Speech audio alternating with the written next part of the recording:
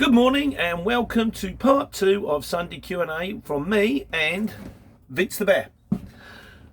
The observant ones among you will notice that I haven't moved since the one that you saw yesterday, if you watched yesterday. I'm splitting them in two. It's getting too long. It took me an hour and a half just to write the questions down this morning. My mother and father-in-law are sitting there drinking tea. I should be sitting there chatting with them. Instead, I'm in the shed talking to you guys, but they're very understanding people, so it's fine. Yeah, so what's happened, if you haven't seen it, the first part of yesterday's Sunday Q&A, which I'll put a link up to there, went out yesterday. You can either watch that and then come back to this, or just watch this one. It might depend on what you're interested in. Yesterday's one was about the new lorry, which I'm just getting, and what happens if a job gets sent through without asking, and a little bit about the hardest address to find. Oh, I haven't done it yet. No, we'll do that today. Okay, that's now going on today's. So not the hardest today will be hardest address to find, Forktrucks, old vans, and miscellaneous. Then you missed me questions there. That's shocking. Right, Forktrucks, donkey and digger, no problem, mate. He asked me to do a video on what happens if a fork truck drives on the tail lift. You get the crunchy sound. It went out this week. Like I say, have a look if you want. Darren Chili Wolfson. Oh, I've got to start writing people's names down properly. He says, yeah, watches the show. Thanks very much. Please you watch the show, mate. Thank you. He says, I don't always agree. Now, I appreciate this. A couple of people have said this. Don't always agree with what you say. Well, that's quite understandable because I'm clueless and I don't know what I'm talking about, and I've always said that. He said, but you know, appreciates what I'm trying to do, so that's fair enough. I appreciate that, mate. He said, what about doing a video on straps? That's a good idea, particularly as Bob Keane got me into these things called retractable ratchet straps. I didn't know what they were, but he sent a link up, and what I'm going to do is I'm going to buy some because they're great. Let's not go like that. I've also bought on eBay this thing that Haley the truck driver said you can get, these plastic truck winders. I've got one that fits on the front of your drill. You go, as soon as I get the hang of it, I'm not even going to bother with it until I'm in the truck. So I don't need the 5-ton strap so much at the moment in the Luton. Do sometimes, but not so much. When I get in the cut side, I'm going to need them all the time. And once I've mastered it, there'll be a video on that. That'll be something to look forward to, won't it? What have we got here? Right, Ben Jet, or something 100. He said, if you put on a pallet of 600 to 700 kilos, you're going to be well over your axle weight. Those will be straight on you. I can't see that, mate. I mean, the truck will carry up to about a ton, to just over a ton. And I've just done the CPC training course, and they're telling me where to place it. And they said, you know, where if you've got between the two axles, if you get the single pallet and you put it bang in the middle, not bang in the middle, yeah, bang in the middle of the bed. So from the back of the van, bang in the middle of the bed, and put it just inside the back axle, and then double cross strap it, the weight should be balanced between the two. But like I say, I'm clueless about this. So guys, if you want to discuss, but a pallet of Coke is a ton. And if you put it in, surely if you put it in the right place in the van and you properly secure it, you're on your weight, you're on your axle weight, and you're on your lockdown. But honestly, if there's anyone who knows any better than me, please put me out. 'Cause if I'm doing something wrong, particularly with the operators coming through, I don't want anything going wrong on me, like, you know. So, Godzilla's. Yeah, this is very interesting. Thanks for this, mate. This is worth. It says the thing about if you load it with the tail lift down, right? So the tail lift down. So at the moment, you drop the tail lift down, so the chains are there. As soon as that fork truck driver was going to go on your tail lift, as soon as it drops that pallet on your van's going to go down, but the tail lift is going to stay where it is. So like that, going to go down. Now this one chains. So when the tail lift is down and the van is fine, before the fork truck drives on it, the chains are tight. As soon as it drops the pallet on the back of the bed, the van's going to go down, the tail lift's going to stay where it is, those chains are going to go slack. Now those chains are kind of like bicycle chains. They're in, he did say what they're called, they're in like sort of locking hole type things. So they can come out. In which case, suddenly you've got a pallet on the back, you've got a tail lift down, you can't raise a tail lift. You're stuck. He says, I know this, and I thought, bloody hell, I never thought of that before. He says, I know someone that this has happened to twice.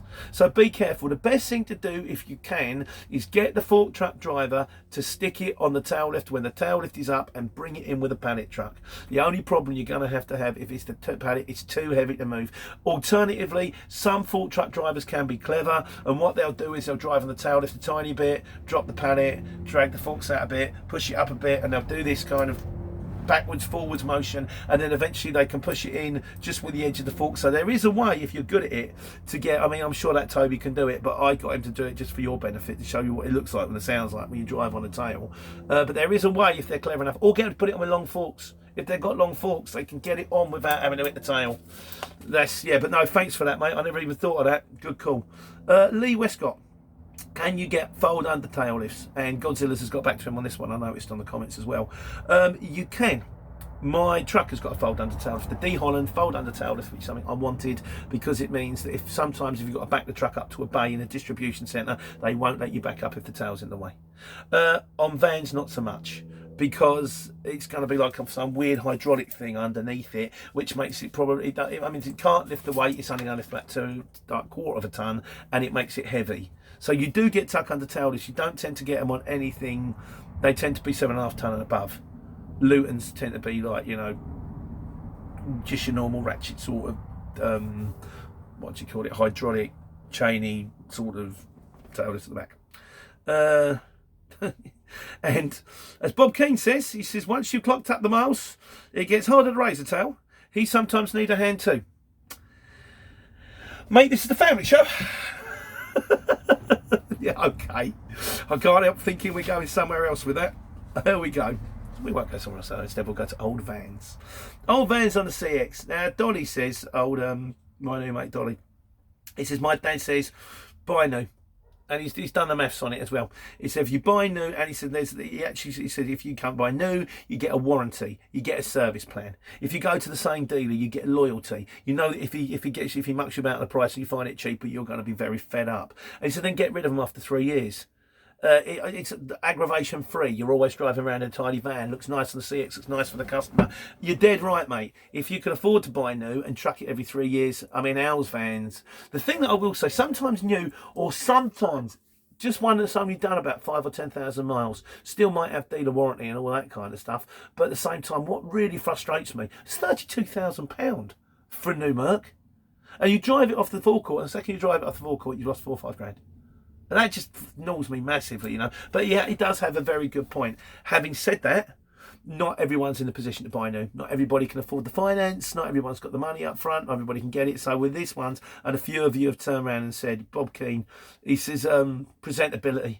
And also Jason Burke and Bob Keane make the same point. As long as the van is presentable, tidy, not rusty, clean, keep it clean, keep yourself clean, put a private plate on it.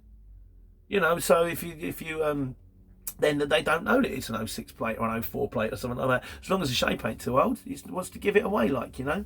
Martin Bates, he said, I think he was the guy who said, again, and I appreciate this, he said, I've been losing track with a few of the videos lately. He said, but I appreciate what you said about the R vans. He's driving around in an LT35 2005 plate Luton box, but again, like my mate Ken the Socks, looked after it, spent money on it, got the engine done. He says done 250,000 miles. He said it's got loads to go in it yet. You're dead right, mate. Mine's done 250,000 miles, done 100,000 miles more than yours. He's done 150 in his. Yeah, absolutely. And if it's geared up and it does the trick, and particularly with the removal thing, if it's got everything you need, if it's got the side load, if it's got the ramp, and it works really well, why swap it? Sometimes the removal lorries, you see them driving around in these old looking trucks, and it kind of makes it look a bit vintage, and it looks, you know, you think, oh, that's nice, it's different. I will say as well, LT35s. Was that the old shape, the proper? I don't think it will be the original, because when we was in the markets, we started off in the proper LT35s, the first ones, no power steering. Used to like have to turn, you know, have to reverse it like climbing a rope. Had a gear stick like a pool cue, just change gear like that. And it had an engine in the middle, so there was 2 seats. First one we had was orange. I was probably about 16 at the time, so what would that have been? 1986, a long time ago. And you have to put the oil and water from the little stand in the middle. But I love the LT35s. There's so much more room in them than the Transits and all that. Good vans, then. Good vans. Steve Campbell. He's right now. Listen, I fear for this one, mate. He needs to move a lawnmower. And he's thinking of hiring a Luton with a tail lift to move this lawnmower. He said now the lawnmower's 350 kilos. So the lift will pick it up. So yeah, the lift will do like half a tonne. The problem is this. You're going to get the lawnmower onto the tail lift, like that, sideways, okay? Then the lawnmower's going to go up in the air. Then you've got a lawnmower on a tail lift, it's like, that you've got to get into the box. But you can't get it into the box, because you can't manoeuvre it, because you've got to turn it around. You know, yeah, I've got it there, now I need to get it from here to here, And I can't. What about if we try and drive it on that way? You can't, it's going to fall off. So what you really need, you need like a trailer or a low loader, or possibly if you could get some, you need like, you used to get sometimes these metal ramps, so you could drive it actually into the van and out of the van. I fear if you try and do it with a Luton, you're going to come unstuck. Anybody who knows how to move a lawnmower? There was this guy. Yeah, please leave comments. Mate, he might work for you. I don't know, but I can't see it. I was on site a couple of weeks ago, and they had that great big JCB diggers. You know, the ones I said if I won the lottery, I'd have this in my back garden. You know, the ones with the extendable forks. Looks like something out of Thunderbirds. And he said they wanted. My boss wanted to get one of these moved from 23 miles away, and they had the thing that, you know, the low loader. And I went. He said, "Guess how much?" And I went, "Grand." He went, "Yeah, £1,000 to go 23 miles." You see, that's why I think I'm in the wrong size vehicle here. He said, if you want it on the hurry up, that's how much it would cost. So his boss turned round to him and went, "Do you want to drive it?" He took him all day. He drove 23 miles. He's constantly pulling in to let traffic pass, people screaming at him like that. He said, "I got it there." He gave me a drink. You know, you're allowed to, it's road tax. He just drove it 23 miles at about 15, 20 miles an hour, like, you know. Bless him, but he got it there. Better than paying £1,000, eh? Right, there we go. Done that one. Okay. Hardest address to find. You know, Dolly turns around and says, "Don't take jobs for MI5. 007 courier driver. License to drive. Anything up to 7.5 ton. I can't drive anything over that, you know, at the moment." Yeah. Godzilla says, what is that? Miles, lorry, flight, 650. Oh, yeah. He says their firm. This made me smile. Guy rung up and he says, I want a parcel delivered to Paris.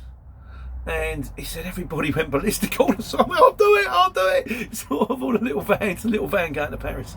So we said we calculated it. We calculated the ferry and the time and the miles and the fuel and the back and all that kind of stuff. He said I rang the geezer up and he said, "Yeah, you're looking at about 650 quid for that, mate." And he said, "What, for Wales?" He wanted to go to Paris. Bless them. A lot of disappointed people in the office that day. And Tora from Tora Harper Valentine, who's, you know, Nick, and he's my mate who I always know from the market. She had one this week as well, which she thought was sharing. Well, thank you very much, Tora, for the comment. She had a book bought over from Korea. She's learning Korean. Apparently she's very good at it, and she had a book bought. It was like a book, and the guy went. The card went through the door. Will not deliver because it was an Asian book, and he might get the flu off it. Far as I know, it may well have been printed in this country. Apparently, it was actually delivered eventually from someone who was Korean. So obviously, he didn't have any fear of that one. So there we go. So right. So that was hardest address to find. Done that one. Done. Oh, it's on the 6. Done. Forktrucks. Yes. Right. On to the miscellaneous now, guys. Tom Grinley. Can you collect the night before? Do you need storage? You don't need storage, but you can collect the night before, leave it in your van, leave it on your driveway, deliver it the next day, deliver it whenever. The fee you've got to have, as Dolly pointed out the other day, your goods in transit only covers you for moving the stuff. If you put it on your driveway and overnight someone breaks in and nicks it out your van, you're not covered. So be wary. If you've got storage, you can get it out of the van, get it into the storage, it's locked away as long as it's insured there, then you're fine.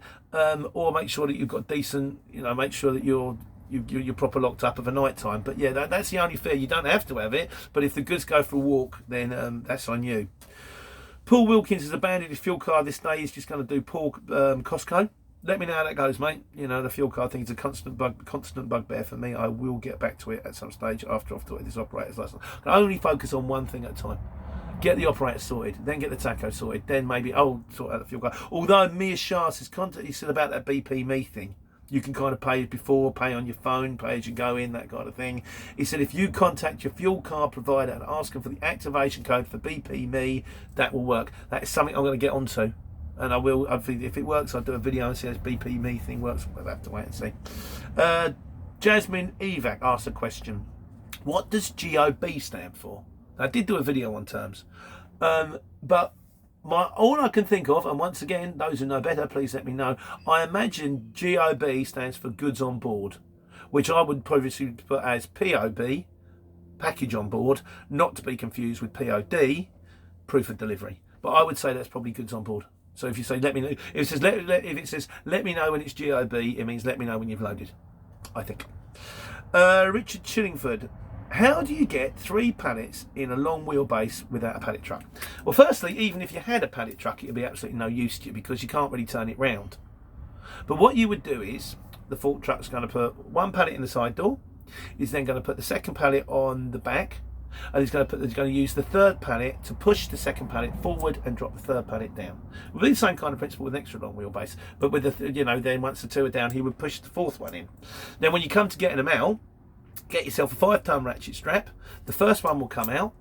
Get the ratchet strap wrapped around the bottom of the pallet, then tie it round the bit in the forks that reverses, and then they'll drag it out, and then they'll lift it out that way. That's the way I believe it's done. I've got a little bit of tail lift, so I'm not 100% sure, but I'm pretty sure that's how it works. Thomas Talbot, thanks for your counting tip. Yes, I must get onto that one once again, once the operators is sorted. Danny Berry. Oh yeah, we'll do a video on this, mate. Yeah. He basically got told to the wrong address. I had one this week, and I was convinced when I pulled into the road it was the wrong address because it was a residential street address. Sometimes what will happen is the guy who books a job, the customer will book the job from like, I've also, he said, have you ever delivered to the wrong address? Once, as a schoolboy error, I delivered to the invoice address rather than the actual site address, which was really frustrating because I booked a job that was supposed to be, I was very early on in my CX career, and it was supposed to be 50 miles, and it turned out to be 80 miles, and I didn't know what to do, and I just drove it there, and when I got there, the place was shut, and I rang the lady, and when it shut, and she went, you've taken it to they covered it for me. She said, don't worry about it, we'll ship it over in the morning, but I drove much further than I should have done to drop it off to their office rather than to drop it off to where it needed to be. But in this, I think he had it the other way round. They said take it to like the this address. He got there and they went, oh no, sorry, that's the wrong address. So he got paid to re-deliver it to the other address. Well, of course you do. It's like if you bring it to somewhere and they reject the goods and you've got to take it back, you charge him for taking it back. Charge him the same money again because it's your time, it's your diesel, it's your fuel, and it's not your fault. If it went wrong, they've got to sort it out. Iman Ahmed, how do you invoice customers on the CX? Mate, there'll be a video of invoicing that I've done a long time ago, and it goes through the whole thing. That is one thing that is fantastic about the CX. I mean, I know I praise it an awful lot. I do occasionally have a pop. But, yeah, the invoicing is brilliant. It's so easy. You just get the job, and it's seamless. It's one of the best things about it, I think. Jason Lowe. Thinking of joining, what's it like in Torquay, Exeter, down that highway? Not great. I'll be honest, mate, once you get past Bristol, sort of Port Talbot way, jobs do tend to drop off. If you're in the bits that stick out, if you're in Norfolk, if you're in Mid Wales, if you're down there, it's not great. I was in Frome this week when I was in the Torquay bit. I headed for home. And then I think the next job that came out of Frome, I left was 2 hours later. There are jobs that come out of the area, but they weren't great jobs. It's not that I would say this. I wouldn't say don't necessarily do it, but I would say I would focus more if you're going to go. Depends on the size of vehicle. Think about all the other things as well. Think about small van and van removals. Think about your Facebook local. Think about contacting courier services in your area. Think about putting cards through local industrial estates saying if they need local deliveries, your man, or tramp. If you don't mind getting the job from Frome to Aberdeen and then staying overnight and then getting Aberdeen coming back, something like that, you've got more of a chance. But if for just running around the area, not brilliant. I'll be honest with you. I've always been honest with you guys. I'm sure that's not what you want to hear, but it's kind of where it is. Ian Merrick says, have I ever considered partnering with a radio station? Doing sort of local updates, fuel cards, parking. It's funny how you say that, mate. This all kind of started because I started writing content for a geezer called Chris Hawkins on Six Music when I was doing the market trader thing. So I started writing for him, and then my mate said do some video vlogs about it. So I did. If you go right back to the beginning, all them early videos, reports that I've written in for Six Music. I also sometimes appear on Roberto Peroni because my mate got me on that once every 3 months when the lockdown isn't on. His drive time show. I might suggest to him if he actually wants to. I think last time he called me a media whore. But yeah, interesting. Anyone wants me? Here I am, weddings, funerals, bar mitzvahs. I'm always happy. What have we got going on here? Gary Jarvis. Anyone have any issues this week with time zones on Tuesday? HDT instead of BST. I don't even know what HDT stands for. Anybody have any issues? Please let me know. I'll pass it on. Bob Keane on retractable straps. I'll make that again, mate. That they were brilliant. Cheers. Lee Westcott. Ever had a pallet truck drive around in the back of your van like a ball, mate? The day back, when we just started, and I was naively of the belief that you could control drivers and work and deliver things at your own time. I managed on one day, the only time I've ever pranked Jessica trying to get through that ridiculous 7 foot width restriction in Watford, which isn't 7 foot. I'm sure it's less than 6'6", because I've gone through 6'6" in my van before, and this doesn't fit through this one. I managed to prank the van and drop the tyre down a well, but that was partly the banksman's fault, who kept telling me to go, and then the van went dunk. And also forgot to strap the pallet truck in the back of the van, which then cascaded into the back shutter and smashed it off. Which means I always carry a crowbar in the front for some reason, because they always come in handy. And I managed to get it out and ping it back in. But what a day! Never had any issues at all, and then 3 in one day. It's a shocker. Dave Picton has just started, and mate, good luck. And that's kind of it, guys. That's it. Broken into 2 halves. It's a game of 2 halves now. It's like football, but without the cheering, because everything's shut. And finally, it goes down to Steve Campbell, who said when he started, he actually used the name Van Gogh. He's now got a different firm, and he called it the art of transportation, because we said it's Van Gogh, need a van, we got one here, Van Gogh. Not funny. The art of transportation. Mate, if it's all the same to you and you're not using it anymore, I might nick that. In the meantime, let me know if I can't, I won't. But in the meantime, that's it for another week. It's definitely brightening up out there. I am mega loaded. I've got to go to Gatwick on Monday morning, and then I've got to go down to Ringwood again, and then I've got to drop in Swindon, and then I've got to pick something up for Guildford and come home. It's so nice to know my day's booked ahead of time. It just makes life so much easier. But that's it for another week from me, and what's your name again? Vincent the Bear. Take care, take money.